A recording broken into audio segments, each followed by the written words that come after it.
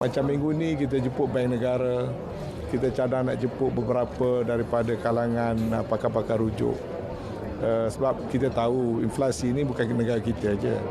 Seluruh dunia menghadapi dan dia satu benda yang kompleks. Dia bukan satu benda yang mudah. Yang pentingnya kita kena berusaha, jangan membiarkan saja kenaikan harga berlaku. Saudara, masyarakat di seluruh dunia kini merasai beban akibat kenaikan harga barang dan tidak terkecuali rakyat di negara ini yang menyaksikan kerajaan meningkatkan jumlah subsidi yang ditanggung hingga hampir 80 bilion ringgit. Kita ikuti tinjauan wartawan Nurul Asmawati Harun mengenai isu ini.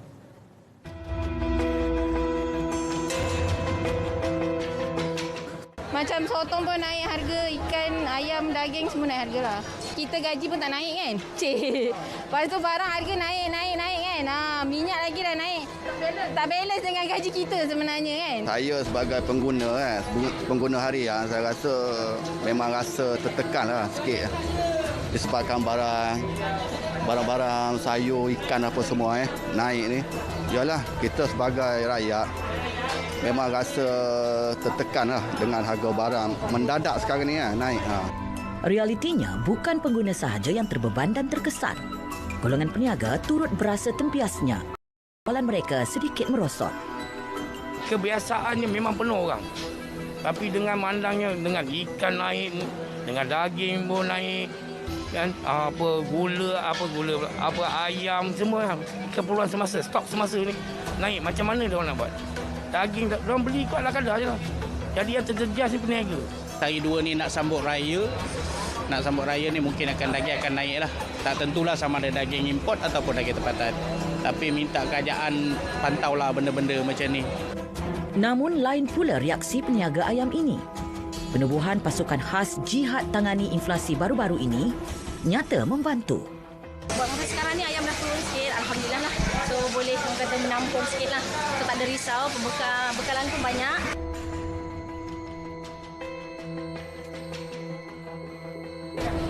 Sebagai pengguna, kuasa membeli terletak di tangan kita. Manakala harga di pasaran bergantung kepada penawaran dan permintaan, maka membelilah secara berhemat serta mengikut kadar keperluan. Jadilah pengguna yang bijak. Nurul Asmawati Harun, RTM. Kerajaan akan terus berusaha mewujudkan situasi menang-menang buat pengguna dan juga pembekal. Menteri Perdagangan Dalam Negeri dan Hal Ehwal Pengguna Dato' Alexander Nathalinggi berkata kerajaan sedar cabaran dihadapi pemain industri ketika ini. Apatah lagi akibat faktor global yang tidak dapat dikawal. Kalau kita kawal ayam bulat, kalau kita tak kawal ayam keratan, mungkin industri dia pun bijak. Dia beralih kepada dia jual keratan. Kalau kita kawal semua, nanti industri itu bagaimana? Ya, saya bukan nak memihak kepada industri macam tak peduli pengguna, tidak. Kita memang lindungi pengguna, kita memang pedulikan pengguna, tapi industri kita berhati-hati. Kalau mereka terjejas, sekarang kalau ayam, kita ambil contoh. Industri ayam, keluaran kita selama ini kita memang memenuhi keperluan kita. SSL, self sufficiency level kita memang lebih 100%. Maknanya bagus, ya. Kita tidak ada kekurangan bekalan ayam. Tapi kalau kita kawal terlalu lama, terlalu ketat, mereka betul-betul mengalami kenaikan kos operasi mereka dan tidak untung. Nanti banyak reban ayam, syarikat dia tutup. Apabila ini berlaku, apakah kita nanti akan bergantung kepada pengimportan ayam? Ini jadi bahan gelaklah nanti. Selepas perniagaannya gulung tikar, seorang anak tempatan melibatkan diri pula dalam bidang penternakan dalam bandar. Menariknya, ternakan itu diusahakan di pejabatnya yang tidak lagi beroperasi. Laporan Mohan Cunasami.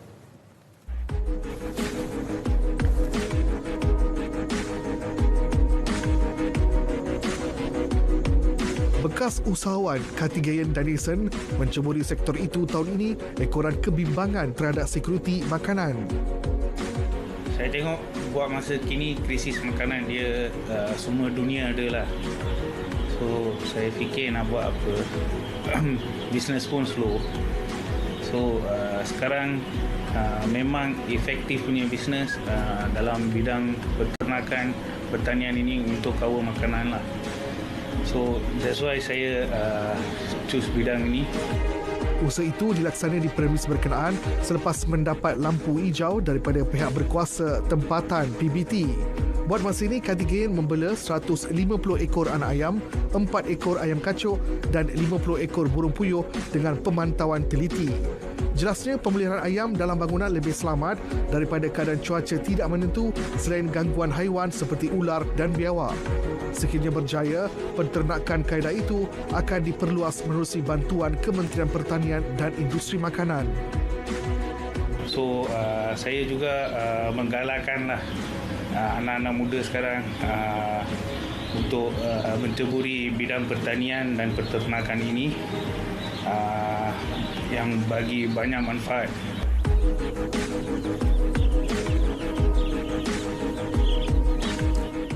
Konsep penternakan di dalam bangunan adalah sama seperti konsep urban farming, di mana ia memerlukan rujukan daripada pihak berkuasa tempatan dan juga Jabatan Perkhidmatan Veterinar supaya penternakan secara selamat dan juga sihat dapat dilakukan dengan konsep penternakan di dalam bandar. Selain itu, sesiapa yang terlibat dalam konsep penternakan ini sebenarnya boleh menjana pendapatan. Selain itu, tidak secara langsung membantu negara mengatasi masalah sekuriti makanan. Muhammad Cita Sami, RTN. 30,000 pengunjung hadir ke Karnival Bulan Koperasi Kebangsaan 2022 yang berlangsung di Matic Kuala Lumpur sejak Jumaat. Antara yang jadi tumpuan ialah tapak jualan harga patut. 18,000 daripada keseluruhan pengunjung mengunjungi tapak jualan berkenaan. Di situ, produk barangan asas ditawar pada harga lebih rendah daripada pasaran.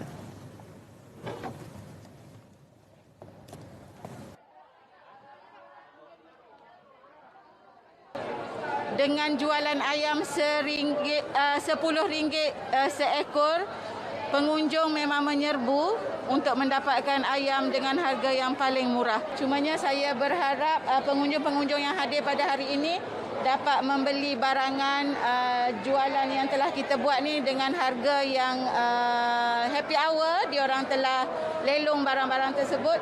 So, terima kasih kepada semua pengunjung kerana support event daripada Suruhanjaya Koperasi Malaysia. Pengunjung berharap inisiatif sama dapat diteruskan dari semasa ke semasa. Saya datang dalam pukul 9.30. Saya 2 jam saya tunggu sini baru dapat ayam. Jualan harga patut ni patut selalu diadakan lah. Mungkin sebulan 2 kali, 3 kali dan di banyak tempat. Memang untuk stok kat rumah sebab barang kan dah naik harga kan. Minyak masak dah naik semua. Macam dekat sini buat kesempatan lah. Ambil lagi hari cuti kan. Ini memang patut kena buat lah sebab kalau beli kat pasaran mahal memang terasa lah. Even saya bujang saya memang terasa sebab tu ramai berebut lah. Selain jualan harga patut, pelbagai pengisian program diatur sepanjang 3 hari penganjuran. Antaranya pameran, pemeriksaan kesihatan dan persembahan kebudayaan.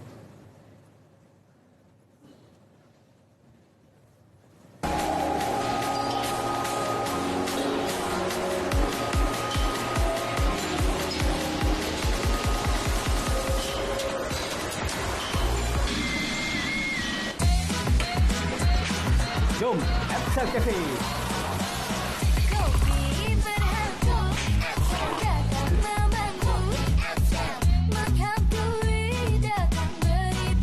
Absal Cafe, sedap dan Ingin tahu bagaimana konsultan Unify Business boleh menghubungkan Siti dengan lebih ramai pelanggan? Jom Unify Business. Dengan penyelesaian yang sesuai, sekarang belia boleh berhubung dengan pelanggan pada bila-bila masa di mana jua menerusi panggilan video dan semua informasi ada di hujung jari. Transformasikan perniagaan dengan Unify Business. Rakan digital pilihan anda. Hubungi kami sekarang dan jimat 50%. Tertakluk pada terma dan syarat. Nak tahu kelajuan peranti pintar dalam 5G? TMMU ada jawapannya. Nak tahu bagaimana kandungan kreatif dan perniagaan atas talian dikuasai? TMMU ada jawapannya. Nak tahu bagaimana cyber security dan undang-undang berfungsi? TMMU ada jawapannya. Semua itu dan banyak lagi ada di Multimedia University kerana MMU ialah anda menerajui masa hadapan digital. Layari mmu.edu.my.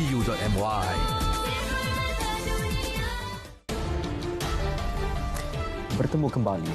Inisiatif Malaysia Digital yang bakal dilancar Perdana Menteri esok adalah isyarat kepada dunia bahawa Malaysia bersiap siaga meletakkan negara di hadapan dalam sektor ekonomi digital. Menteri Komunikasi dan Multimedia Tan Sri Anwar Musa berkata negara yang mengambil peluang membuat pelarasan dari segi mekanisme dan keupayaan menghadapi ekosistem ekonomi digital pasca pandemik COVID-19 akan berada di hadapan dalam persaingan sejagat.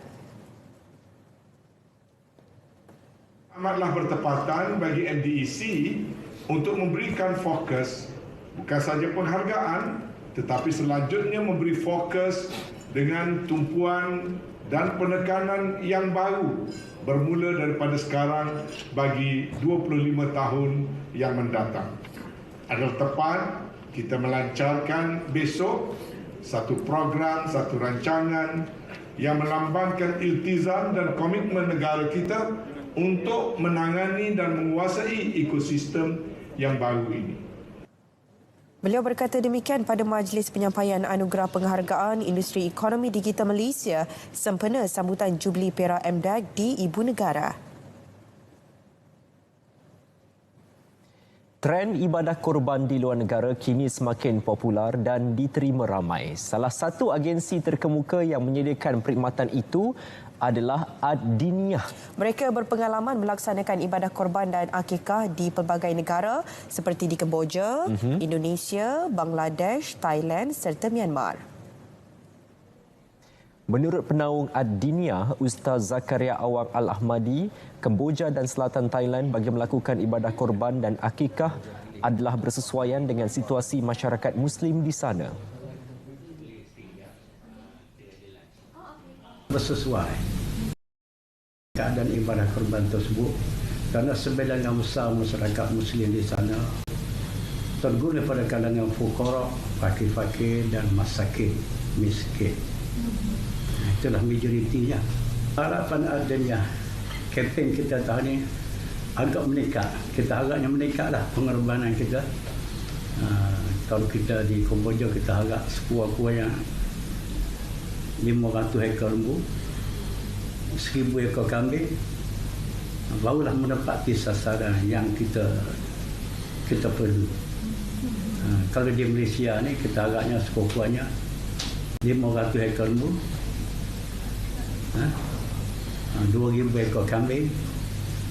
Kalau di Mekah tu kita buat kambing. Kambing kita harapnya boleh sekurang-kurangnya 1000 ekor kambing.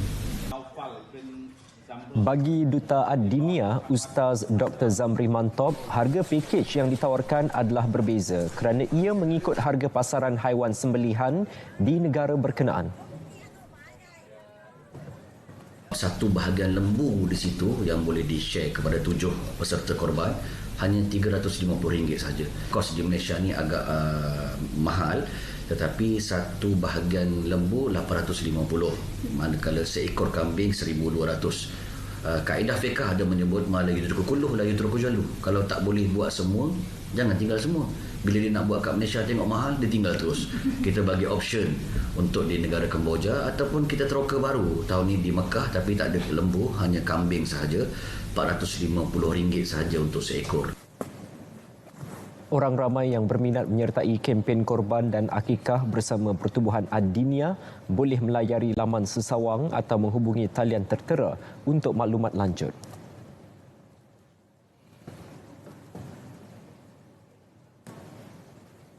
Mudah, lengkap dengan info penting dan mesra pengguna. Itu kelebihan aplikasi TH Hujaj yang dibangunkan tabung haji TH bagi kemudahan jemaah negara. Aplikasi tersebut dilancar dengan tetapan lebih lengkap, merangkumi info penting, bimbingan dan pergerakan. Pendek kata, jemaah boleh mendapat segala maklumat yang diperlukan sepanjang mengerjakan ibadah. Di mana terdapat nota-nota serta juga video-video berkaitan dengan bimbingan ibadah haji, kursus-kursus asas, kursus perdana yang telah dimuat turun dalam aplikasi ini. Dan juga dari segi pertanyaan berkaitan dengan hukum hakam ibadat juga boleh dibuat melalui aplikasi ini dengan menggunakan e-Taib.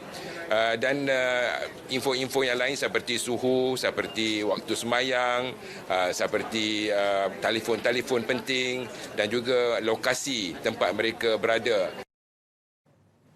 Sehingga ini aplikasi tersebut telah dimuat turun dan digunakan kira-kira 80% jemaah dan dijangka digunakan sepenuhnya jemaah menjelang operasi masyair.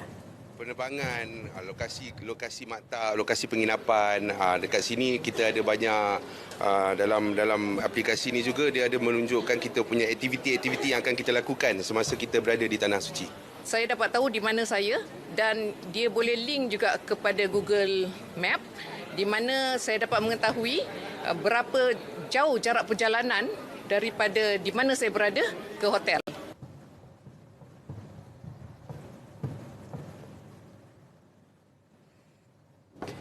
Program kapal belia Asia Tenggara dan Jepun SSEAYP yang dilaksana selaras dasar pandang ke timur bakal memperkasa lagi peranan belia negara ini. Antara jadi fokus pengisian nilai kepimpinan dan promosi persefahaman budaya serta persahabatan rentas negara. Rufina Mary Ambrose ada butirannya. Pemilihan peserta program SSYEAP dibuat menerusi 4 fasa ujian iaitu penulisan bahasa Inggeris, psikometrik, kem pemilihan dan sesi temuduga. Hanya 28 daripada ribuan yang terbaik akan bersama 300 lagi peserta dari 11 negara lain menyertai program itu. Setiap kumpulan akan ada negara ASEAN dan juga Jepun. Dekat situlah di mana PYPY, kita panggil PY itu sebagai participant youth. Participant youth akan berinteraksi sama-sama untuk contoh mengadakan satu persembahan atau group project. Program berlangsung di atas kapal selama 52 hari. Pandemik COVID-19 menyebabkan program SSYEAP diteruskan secara maya dengan pelaksanaan persidangan belia. Persidangan akan diadakan 13 November sehingga 18 Disember. Saya menggalakkan semua belia di luar sana untuk cari apa peluang yang mereka boleh dapat. Sebab kita belia, kita ada perasaan was-was, takut dan takut untuk mencuba sesuatu benda yang baru. Tetapi kalau pada zaman belia tidak mencuba benda baru, susah untuk kita dapat peluang di luar sana dan untuk bertemu dengan orang-orang yang dapat membantu kita dalam kita punya kerjaya pada masa akan datang. Melalui semangat kerjasama antarabangsa ini, Malaysia mampu meluaskan perspektif antarabangsa sekaligus melahirkan generasi muda yang berkaliber dan menyumbang kepada kemajuan negara. Rufina Mary Ambrose, Berita Harian.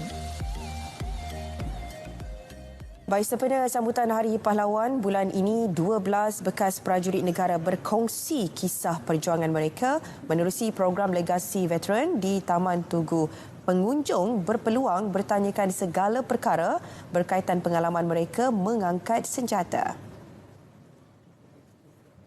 Program berlangsung secara santai dan bersahaja tanpa sebarang protokol. Pengunjung bebas mengajukan soalan. Menurut para prajurit, inisiatif ini dilaksanakan bagi menyemarakkan rasa cinta kepada negara. Dan saya suka cita kerana diberi peluang untuk menyampaikan kepada khususnya rakyat Malaysia, anak-anak muda ni pengalaman saya semasa saya berkhidmat dalam Angkatan Tentera hampir 37 tahun, iaitu semasa saya mula bertugas sebagai seorang pegawai muda sehinggalah saya bersara tahun 1999. Idea ini telah dimulakan oleh sahabat saya namanya Colonel Alan Lai. Saya rasa benda ni is satu yang acara yang baik kerana dalam acara ni kita akan kita bekas prajurit ni, veteran kita ni akan menceritakan sikit sejarah mereka dan apa mereka buat sebenarnya. Khusus untuk target sebenarnya adalah untuk generasi muda sebenarnya. Kita nakkan generasi muda tahu apa yang kita buat. Selama ni tak ada, orang tak tahu. Jadi idea ni memang bagus. Kita ada ramai veteran, anggota polis dan sebagainya yang telah mengarang buku ataupun datang ke sini untuk menceritakan pengalaman mereka. Contohnya Dato' Paul Keong contohnya yang telah selama 6 bulan telah menyusup masuk komunis dan hidup sebagai seorang komunis untuk menentukan kekalahan mereka dan sebagainya. Dan begitu juga ramai lagi pegawai tentera dan polis yang ceritakan karier mereka, apakah kejayaan-kejayaan telah dilaksanakan dari sini. Seorang pekerja kedai peralatan logam di Kajang Selangor nyaris maut terperangkap dalam kebakaran di tempat kerjanya. Dalam kejadian itu, mangsa dijumpai tidak sedarkan diri dengan kesan lecur serius. Menurut pengarah bomba Selangor Nur Azam Khamis, panggilan mengenai kejadian di Jalan Reko itu diterima sekitar pukul 1 tengah hari. Ketika kerja pemadaman dilaksana, pihaknya menemukan mangsa tidak sedarkan diri di tangga kecemasan. Pemeriksaan mendapati dia mengalami lecur di badan dan kepala. Lelaki berusia 35 tahun itu dihantar ke Hospital Kajang untuk rawatan.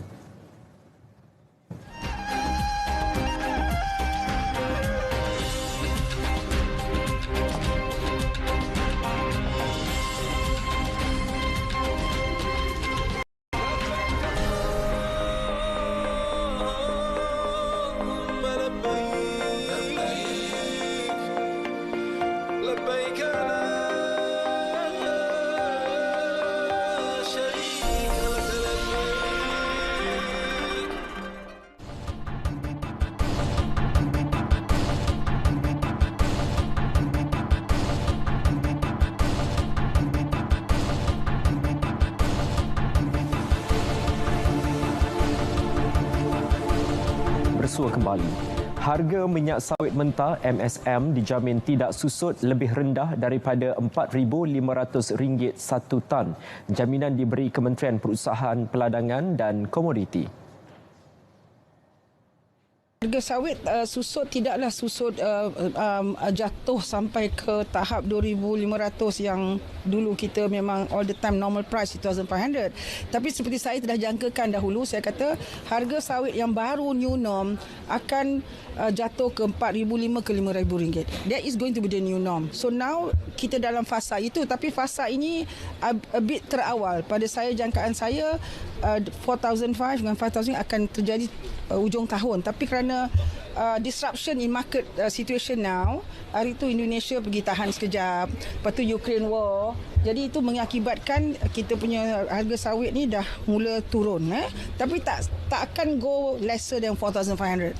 They will not go, insyaAllah. Peningkatan kadar dasar semalaman atau OPR bakal merangsang ekonomi negara lebih banyak. Bagaimanapun, ia hanya boleh dilakukan selepas mengambil kira semua faktor berkaitan bagi mengelak masyarakat terbeban.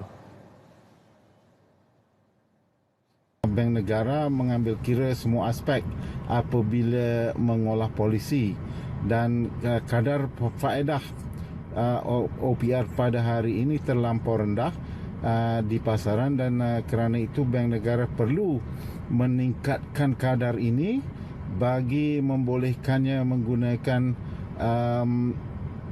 polisi instrumen yang lain dalam masa hadapan. Bank negara dijangka menaikkan OPR sebanyak 25 mata asas 6 Julai ini. Kadar sama dinaikkan kepada 2% 11 Mei lalu.